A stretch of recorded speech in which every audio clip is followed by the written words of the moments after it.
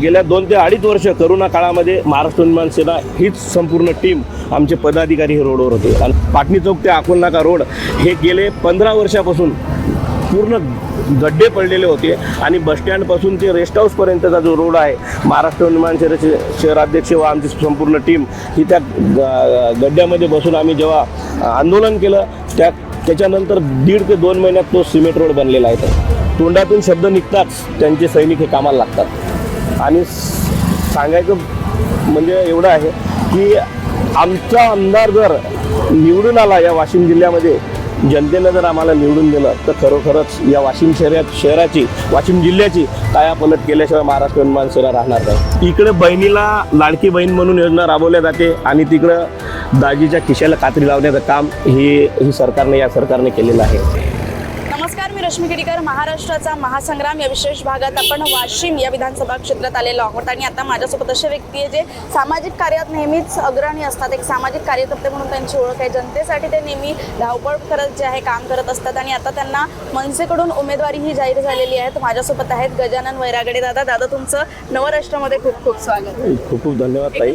आता ही जी निवडणूक आहे तुम्ही मनसेकडून लढणार आहात, यावेळी काय मुद्द्यांना घेऊन निवडणूक लढत आहात, काय विजन आहेत?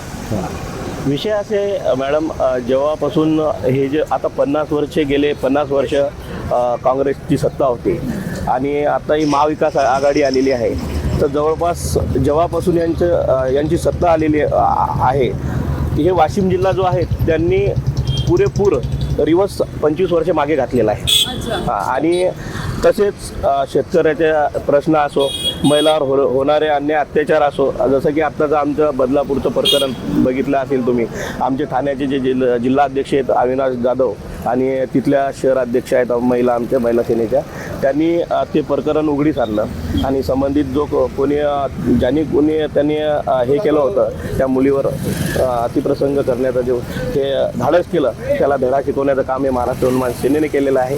आणि विषय असा आहे की युवा पिढीचं जे नेतृत्व आहे आता सध्या आम्ही साहेब ठाकरे हे करत आहेत आणि जे या राज्यामध्ये जे हे गलिच्छ राजकारण चालू आहे, तरी आज आता गेल्या 4 ते 5 दिवसापासून आम्ही जनतेच्या भेटीगाठी घेत आहोत. तर सर्व जनता उत्सुकताने वाट बघत होती आमची की केव्हा महाराष्ट्र निर्माण सेना ही मैदानात उतरते. आणि खरोखर तुम्हाला सांगतो, खेड्यापाड्यातल्या मायमाऊलींनी मला गंध लावून माझी आरती घेतली की नेमकं आम्हाला राजसाहेबाचा मावळा हा रिंगणात या आधीच उतरायला पाहिजे होता.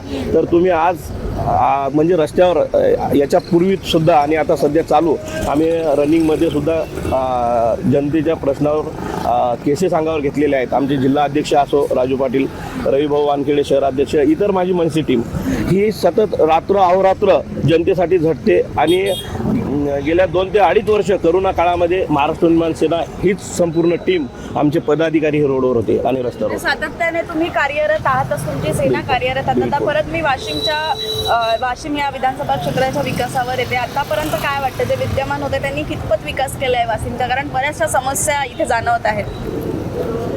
जे प्रतिनिधी म्हणून आमदार जी होते आपले 5 वर्ष नाही 20 वर्ष होते, त्यांनी हा जिल्हा किमान 25 वर्ष मागे घातलेला आहे ताई. आणि विषय असा आहे की हे जे शहर म्हणायला एक खेडं झालेलं आहे. या शहरापेक्षा शहरामध्ये जाऊन तुम्ही पाहसाल घाणीचं साम्राज्य आहे. संपूर्ण शहराच्या ठिकाणी केर कचरा साचलेला आहे. मार्केट लाईन सुद्धा घाणीच्या यांनी तुडुंब भरून गेलेले आहे. आणि विषय असा आहे, या शहरामधले रस्ते जे आहेत जसं की पाटणी चौक ते अकोलनाका रोड हे गेले 15 वर्षापासून पूर्ण गड्डे पडलेले होते आणि बसस्टँडपासून ते रेस्ट हाऊसपर्यंतचा जो रोड आहे महाराष्ट्र निर्माण सेनेचे शहराध्यक्ष व आमची संपूर्ण टीम ही त्या गड्ड्यामध्ये बसून आम्ही जेव्हा आंदोलन केलं त्याच्यानंतर 1.5 ते 2 महिन्यात तो सिमेंट रोड बनलेला आहे. आता एकंदरीतच आपण आता PSP फॅक्टर कुठल्याही निवडणुकीत होतो, बिजली, सडक, पाणी, आपण म्हटलं रोडच्या, पाण्याच्या, विजेच्या समस्या होता. तर तुम्ही जर आमदार झाले तर मग याचं कशा पद्धतीने नियोजन करणार?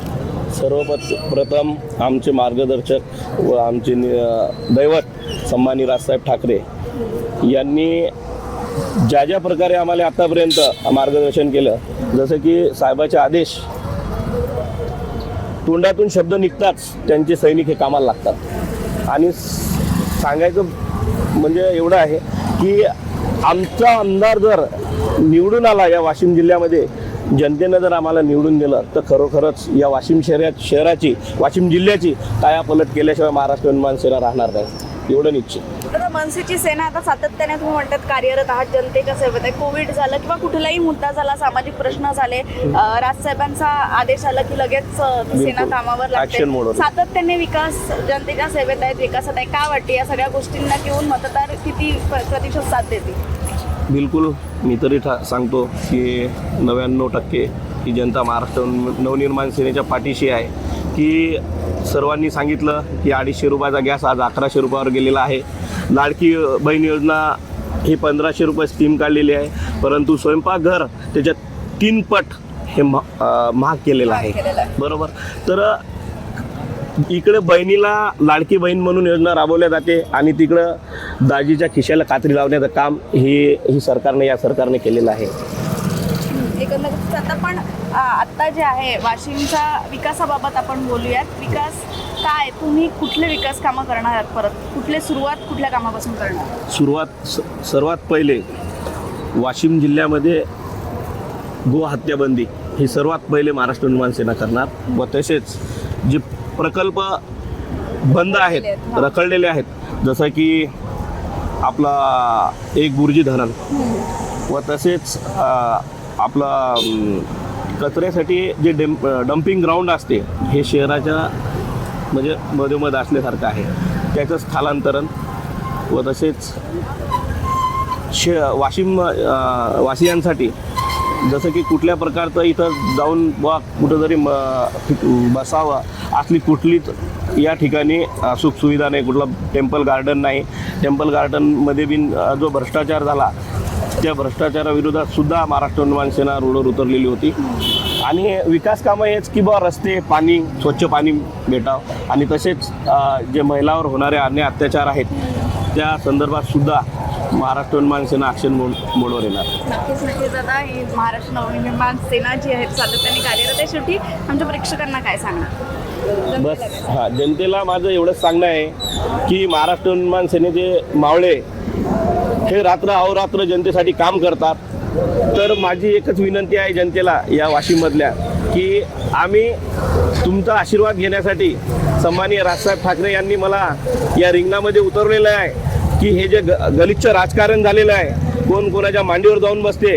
आज जसं की आज या राष्ट्रवादीतला असो किंवा शिंदे गटातला असो कुठलाही आमदार असो ते येते त्या पक्षात निवडून परंतु जाते दुसऱ्या पक्षामध्ये, तर त्यांना हाणून पाडण्याचं काम ही महाराष्ट्र निर्माण सेना करणार आहे.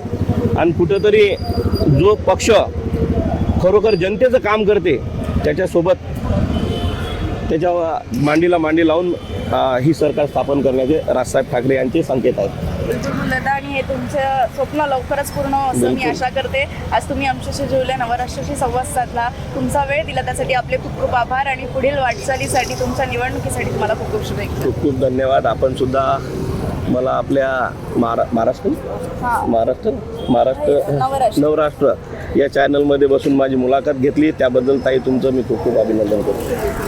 तर एकंदरीतच आपण गजानन दादांशी चर्चा केली, ज्यांना मनसेकडून आता उमेदवारी जाहीर झालेली आहे. त्यांचे मावळे जे आहे ते कामाला लागलेले आहे, सातत्याने ते कार्यरत आहेत या वाशिमच्या विकासासाठी. पण या विधानसभा क्षेत्रात पुढे काय होणार हे पाहणं महत्त्वाचं असणार आहे, कारण तगडी लढत आहे. 22 उमेदवार मला वाटते 21 उमेदवार या रिंगणात उतरलेले आहेत. दादांनी याबद्दल सांगितले ते कुठले विकास कामं झाले आहेत, नाही झाले आहेत. अनेक प्रश्न आहे, महिलांचा प्रश्न झाला, गोहत्येचा प्रश्न झाला, अनेक प्रश्नांवर ते जे आहेत काम करणार आहेत. मग रखडलेले प्रकल्प असो असं आश्वासन दादांकडून देण्यात आले आहेत. पण पुढे इथे या विधानसभा क्षेत्रात काय होणार हे पाहणं महत्त्वाचं असणार आहे. काट्याची टक्कर आहे. वाशिमचा विकास आता कसा होतो हे पाहणं महत्त्वाचं असणार आहे. वाशिम विधानसभा क्षेत्राच्या अपडेट्स मी तुम्हाला देत राहणार आहे. या निवडणुकीच्या क्षणाक्षणाच्या अपडेट्स मी तुमच्यापर्यंत पोहोचवत राहणार आहे. तोपर्यंत माझ्यासह पाहत राहा महाराष्ट्राचा महासंग्राम. कॅमेरा पर्सन तन्मयसह रश्मी खेडीकर, नवराष्ट्र, वाशिम.